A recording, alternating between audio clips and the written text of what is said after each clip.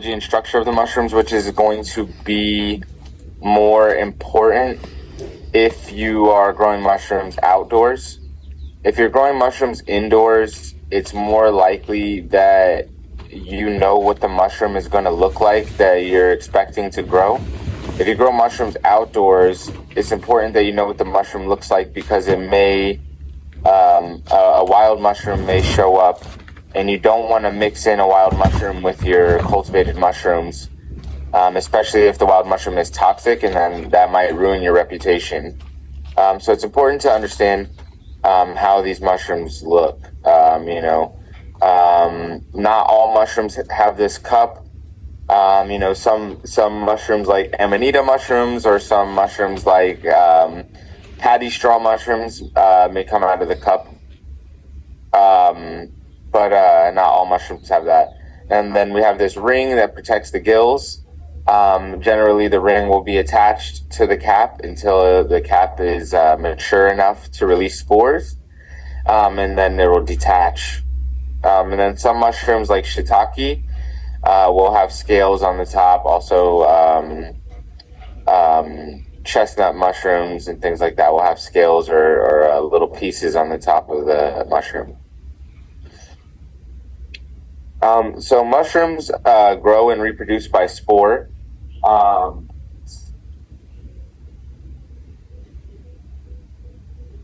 have some mycelium here on a petri dish. But mushrooms reproduce by spore. And most of the mushrooms that we're going to be growing,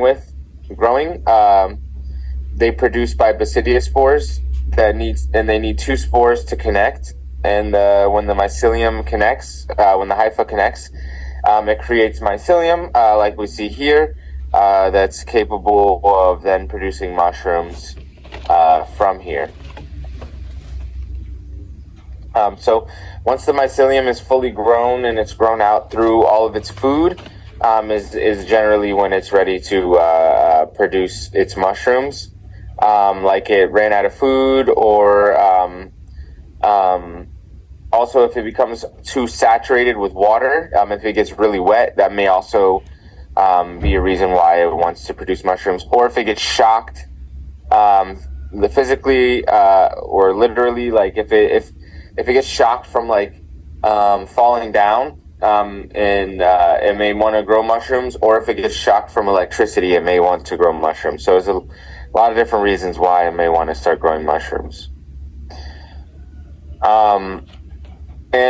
So I've been teaching for a while, and I've been teaching here in Pennsylvania, where we have lots of sawdust, and I've been teaching from my house. So I've never really had a big farm or anything like that. There's been a couple times where I've had some warehouse space, but I've mostly been just working from home, and working with various substrates here in Pennsylvania. We have access to a lot of farmland, and a lot of forests. So I'm able to get sawdust, and I'm also able to get things like straw and wood chips very, very, very easy. So we'll talk a little bit about the process here. If you want to get started growing mushrooms, you need to obtain a culture. So you can obtain a culture by cloning mushrooms. So you can actually find a mushroom that you want to grow, and you can start growing mycelium from the mushroom. You can start growing mushrooms from spores, which I don't recommend if you're just getting started, because if you grow mushrooms from spores, then the variety may not be vigorous, it may not be strong, it may not be resilient. It's important when you're spending time to work with growing mushrooms that you grow the most vigorous mushrooms, the healthiest mushrooms that you can. So farmers have bred specialty varieties, and those generally produce way better than varieties that you will start from spore by yourself. Knowing how to start mushrooms from spore is really important in case you can't get access to anything else.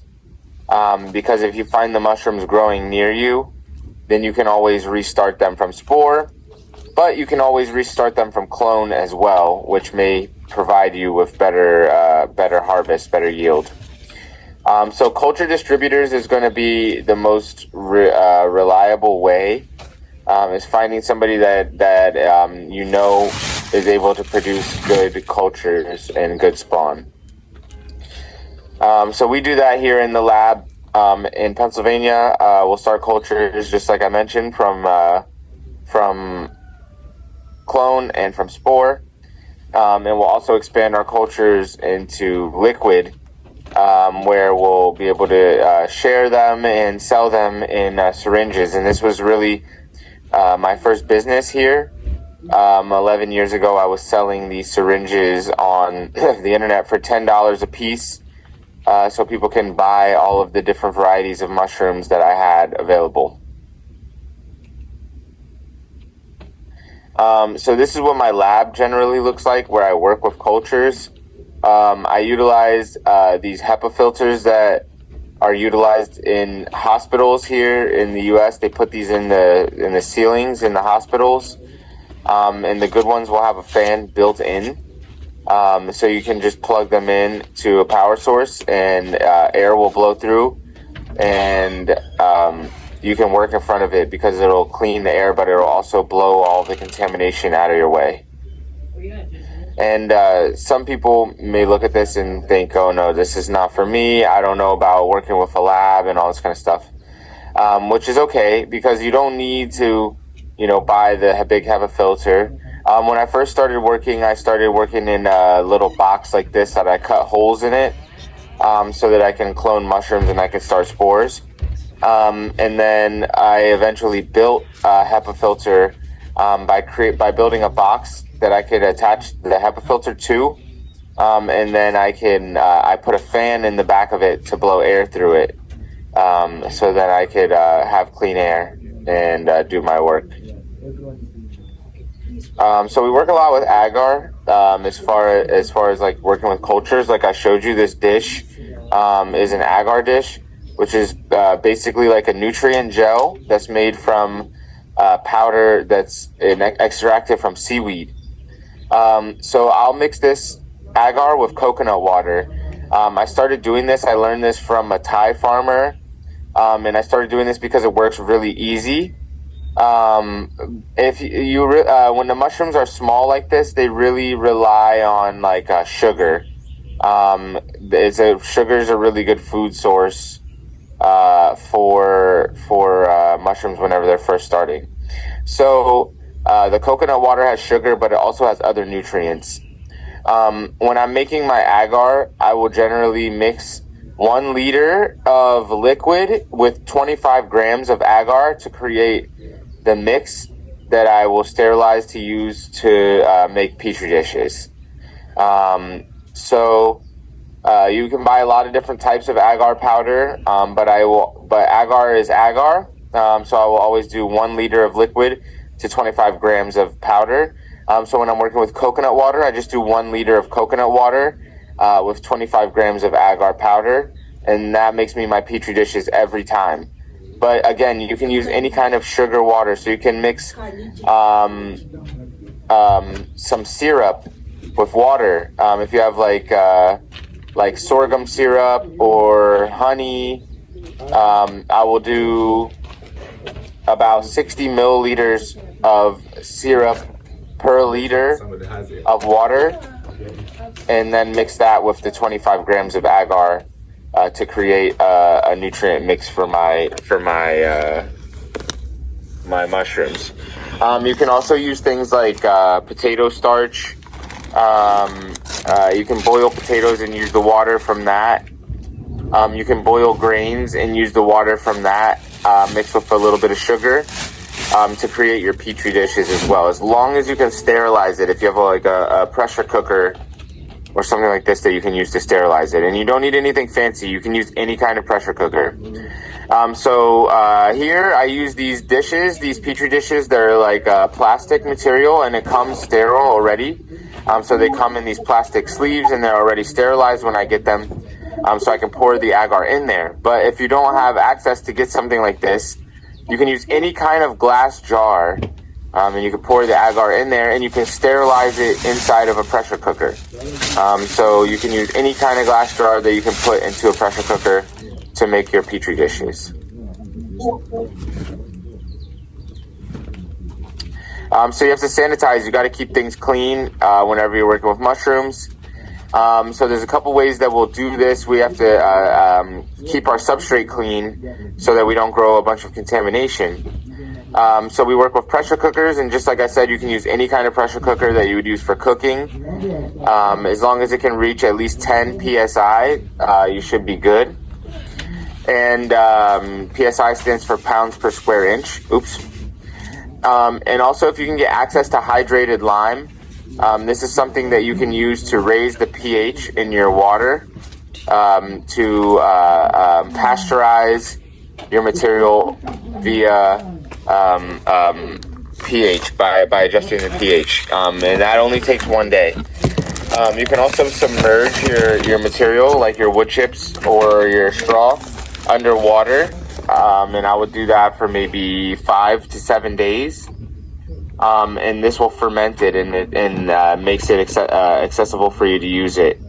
And then the last method I'll use is I'll put fire underneath a barrel. So I'll fill the barrel with water. I'll put bricks at the bottom, and then I'll find some sort of racks or container that I can put bags of substrate inside and create a steam system. But I will never ever put a clamp on it. I will never ever seal it shut. I will put a towel on the top so the steam can come out, and then I'll put a bunch of bricks on top so that it creates a low pressure that helps me to pasteurize my material. So we use a lot of grains when we're working with mushrooms to expand them. Because the grains are little and a bunch of tiny pieces, I can break them up and use them to expand the mycelium. Mycelium, whenever you break it apart, it will just come back together if it touches itself. So when you have a bunch of little grains, you can break them apart and you can put them back together by using them to expand into different bags of substrate. Like today, I expanded into some coffee grounds. Here I'll just go to cafes and I'll pick up all of the coffee that they brewed. I'll pick up all the coffee grounds that they brewed, and I will put mushroom spawn into it to grow more mushrooms. But here's making some substrate with sawdust, and I'll mix it with coffee grounds, and I'll also mix it with spent brewery grains or what they call grain fines. So if you know somewhere where they brew beer, you can get waste material from the brewery and you can mix that with sawdust for growing mushrooms. So I'm not familiar with whatever type of material, whatever type of agricultural waste material or farm waste there is in Uganda. But if anybody wants to throw it in the chat, what kind of material is available, I can let you guys know if I have any experience with working anything like that. So we use a lot of straw. When we grow mushrooms, we'll grow with a lot of straw. But this is not hay. Hay is different. Hay is going to be more nutrient dense, and it's going to be more likely to cause contamination. Straw is from growing grains. Like, this is the material after you harvest the grains. So we'll get wheat straw mostly, and we'll chop this up into really tiny pieces and we'll ferment it. So I'll soak it in water for 5 to 7 days underwater, and all of the organisms will become anaerobic. And as soon as I take them out into the air, everything on it dies, which makes it clean to put the mushroom spawn onto it. I've also done this with coconuts by shredding up coconuts in Puerto Rico. We did our best to manually shred them up by hand, but if you have a machine, you can make coir And you can use the core, which is going to work very well for growing mushrooms. I did this with pink oyster mushrooms, worked really well for growing on the coconuts. And you can also use the inner coconut, like the coconut water for your petri dishes and for your liquid culture. So then you can expand. You can see all these little dots. That's the grains I was talking about are growing in the sawdust bags here. We let the mycelium grow until it's fully grown out. And that's when we can grow some mushrooms.